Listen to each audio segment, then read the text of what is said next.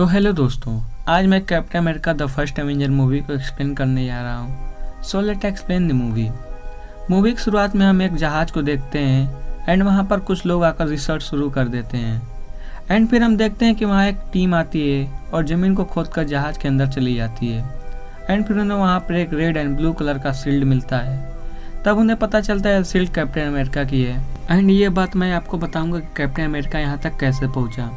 फिर हम देखते हैं कि कहानी शिफ्ट होती है 1942 में, जहां में नॉर्वे के एक शहर को दिखाया जाता है कि जर्मन के सोल्जर अपने आर्मी जॉन स्मिथ के साथ मिलकर एक मिस्टीरियस चीज़ को ढूंढ रहे होते हैं। एंड फिर वो एक चर्च में आते हैं, वहां उन्हें एक पादरी मिलता है। फिर जॉन उससे पूछता है कि तुमने वो खास चीज़ कहाँ पर छुपा कर रखी है। तब पादरी कहता है वह चीज़ तुम्हारे औकात से बाहर है, वह देवताओं की शक्ति और तुम उसे काबू नहीं कर सकते। बट जॉन को वहाँ पर एक स्विच को देखता है एंड वो उसे दबा देता है। फिर उससे एक बॉक्स मिलता है एंड उसी में टेसरेक्स होता है। फिर कहानी एक साल आगे बढ़ती है, यानी 1943 में। यहाँ हम अपने मेन कैरेक्टर यानी कि मूवी के हीरो को देखते हैं, जिसका नाम स्टीव रॉजर होता है, जो आगे कैप्टन अमेरिका बनने वाला होता है। स्टार्टिंग में वर्ल्ड वॉर 2 में अपने आर्मी में भर्ती होने के लिए काफ़ी ट्राई करता है, बट हेल्थ इशू के कारण उन्हें भर्ती नहीं किया जाता, क्योंकि इन्हें दामा, अस्थमा जैसी बहुत सी हेल्थ इशू थी। तब स्टीव कहता है मैं भी सेना में भर्ती होना चाहता हूँ, बट मेरी हेल्थ इशू की वजह से मैं हर बार रिजेक्ट हो जाता हूँ। एंड क्या तुम मेरी मदद कर सकते हो? तब उसका फ्रेंड बकी बोलता है कि तुम आज शाम मेरे साथ प्रदर्शनी लगने वाली है, क्या तुम मेरे साथ चलोगे? फिर स्टीव मना नहीं करता और उसके साथ चलने के लिए तैयार हो जाता है। वहाँ पर वो दोनों पहुँचते हैं एंड स्टीव देखता है कि जवानों का पिक्चर दीवार पे लगी होती है और सोचता है कि वो दिन कब आएगा कि मैं भी अपने देश के लिए कुछ कर पाऊँगा। बट बक्की उससे बोलता है कि तुम्हारा सपना सपना ही रह जाएगा, क्योंकि तुम्हारे हेल्थ इशू की वजह से तुम हर बार रिजेक्ट हो जाते हो। फिर स्टीव उससे बोलता है कि मैं अपने देश का नागरिक हूँ और मैं अपने देश के लिए कुछ भी कर सकता हूँ। और उनकी बातों को डॉक्टर आइंस्टाइन सुन लेते हैं। वहीं प्रदर्शनी में जवानों के भर्ती के फॉर्म भरे जा रहे थे, तो स्टीव भी अपना फॉर्म भरने के लिए पहुँच जाता है। पर जब उसका फॉर्म मेन इन्वेस्टिगेटर के पास जाता है, तो उसे पता चल जाता है कि इसके कई फॉर्म भर गया है और यह हर बार फेल हो गया है। पर डॉक्टर आइंस्टाइन भी वहाँ पर थे, जो कि एक बहुत बड़े साइंटिस्ट थे एंड उन्हें स्टीव के बारे में सुन ली थी, तो इसलिए वो स्टीव की हेल्प करना चाहते हैं। एंड फिर वो आकर स्टीव से पूछते हैं कि तुम कहाँ से हो।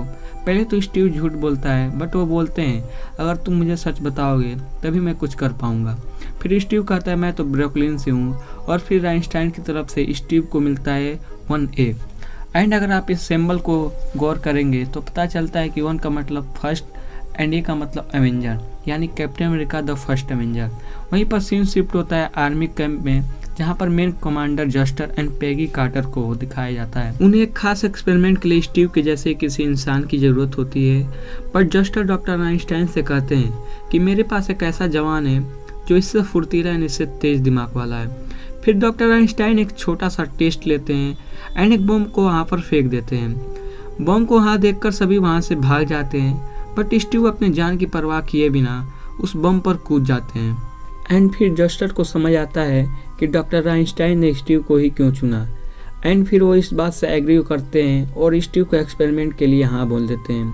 वहीं दूसरी तरफ हम रेडकल को देखते हैं, जो कि अपने ही एक साइंटिस्ट जिसका नाम एरमिन जोला होता है। एंड वो दोनों मिलकर टेसरेक्स की शक्तियों पर कुछ काम कर रहे होते हैं। वो चाहते हैं कि वो उससे एक एनर्जी का ऐसा सोर्स निकाले जिससे उनका फाइटर प्लेन की बैटरी डेथ ना हो और वो जंग में हमेशा उससे वार करते रहें, ताकि वो कोई जंग ना हारे।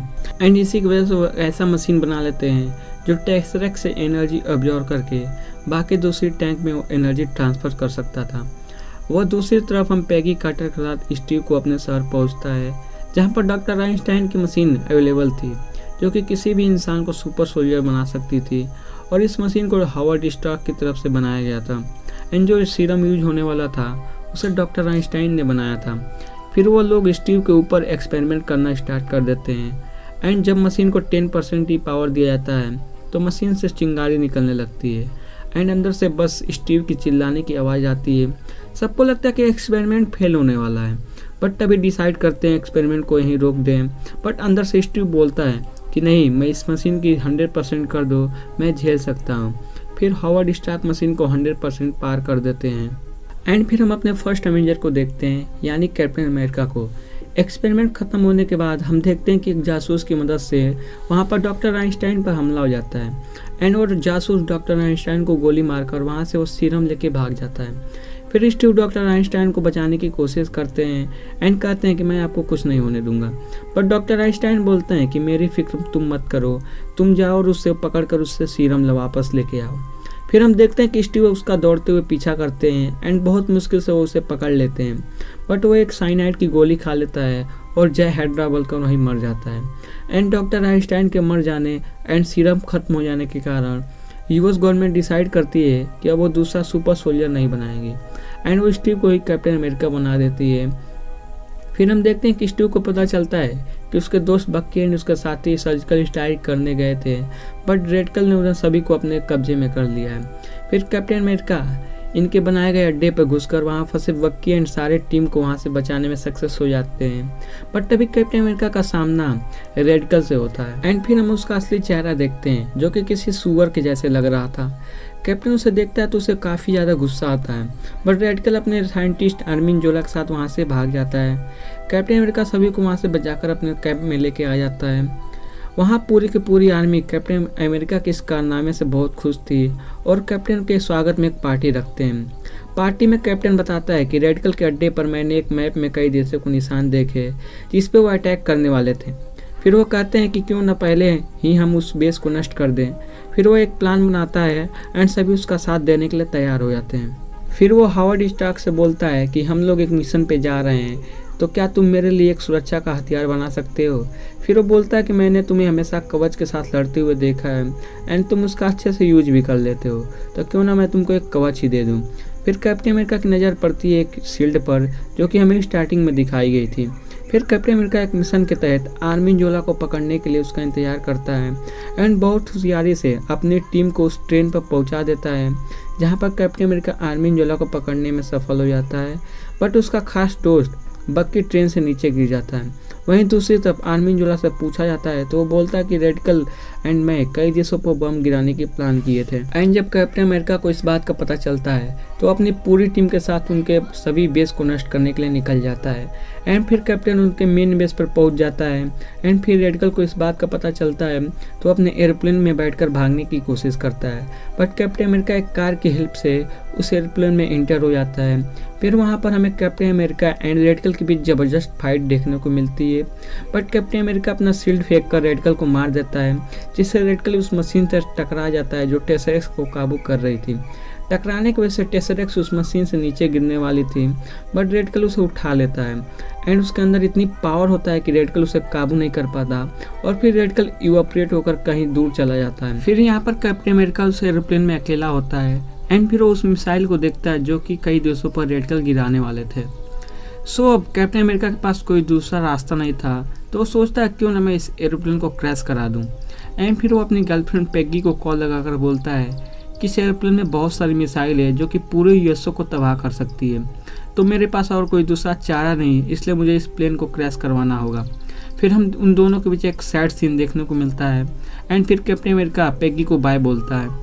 फिर वहीं पर एरोप्लेन क्रैश हो जाता है। फिर हम देखते हैं कि हावर्ड स्टार्क को एक समुद्र में टेसरेक्स मिल जाता है।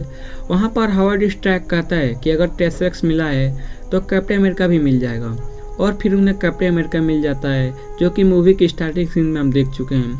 फिर हम कैप्टन अमेरिका को अपनी शील्ड फैसिलिटी में लाते हैं। स्टीव को कुछ ना पता चले इसलिए 1943 का माहौल बना लेते हैं, बट तभी स्टीव को एक मैच की कमेंट्री सुनता है तो वह सोचता है कि यह मैच तो वही जिसके अंदर मैं खुद बैठा था, तो आखिरकार ये कैसे हो सकता है। फिर उसे पता चलता है कि वो ये सब एक चाल है और फिर वो वहाँ से भागकर कैप्टन अमेरिका न्यूयॉर्क के सिटी में आ जाता है। तभी वहाँ निक फ्यूरी की एंट्री होती है और वो बोलते हैं कि तुम 70 साल से बर्फ में जमे थे और तुमको ये सब समझाना बहुत मुश्किल हो रहा था, बट तुम तो स्मार्ट निकले और सब कुछ खुद ही जान लिए। और ये मूवी यहीं ख़त्म हो जाती है। एंड मूवी के एंडिंग सीन में हम देखते हैं कि निक फ्यूरी कैप्टन अमेरिका के पास आते हैं और बोलते हैं कि मेरे पास तुम्हारे लिए एक सीक्रेट मिशन है। तो दोस्तों, मैं इसका second part the captain America the winter soldier का लिंक वीडियो के डिस्क्रिप्शन में दिया हूँ, जाइए देखिए। और आपको मूवी की एक्सप्लेनेशन पसंद आई हो तो वीडियो को लाइक, चैनल को सब्सक्राइब कर दीजिएगा। तब तक के लिए लव यू, बाय बाय।